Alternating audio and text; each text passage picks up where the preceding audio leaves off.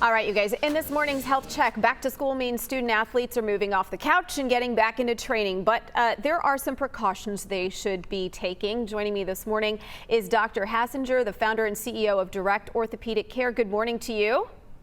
Good morning. How are you? I'm doing well. Thanks so much for joining us. So, you talk about deconditioning, right? So the fact that these kids maybe haven't been working out as rigorously as they would have in a regular school year or seasons before, how do they need to shift things as they're starting up again?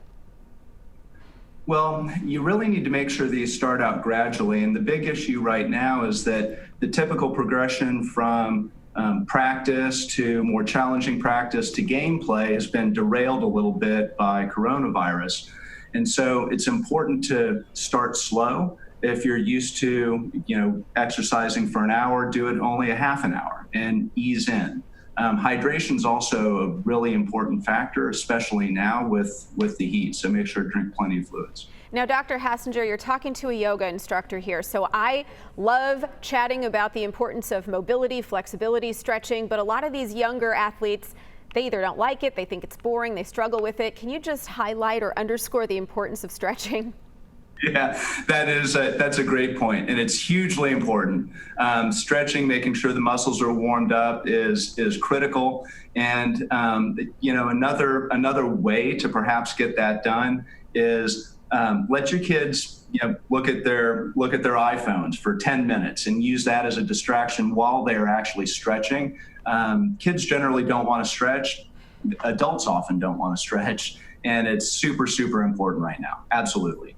Now, I know that during this period of lockdown or quarantine, a lot of people bought fitness equipment, but that also means that they were in their homes, maybe, working out the wrong way, I want to say, or the risk of injury was higher because they weren't, in a gym setting with an instructor. Are you seeing more people like that? And how do they need to tailor or adjust their behavior to start to feel better? Yeah, it's the same sort of thing applies to indoor sports, whether somebody's on a Peloton or they've got a bike and they've been out riding on, the White Rock Trail.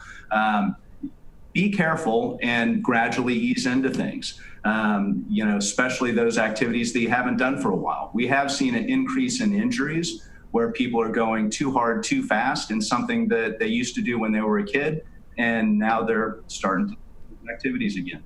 All right, slow and steady. Dr. Hassinger, thank you so much for your time this morning. We appreciate it. Thanks. Have a great day. You do the same. All right.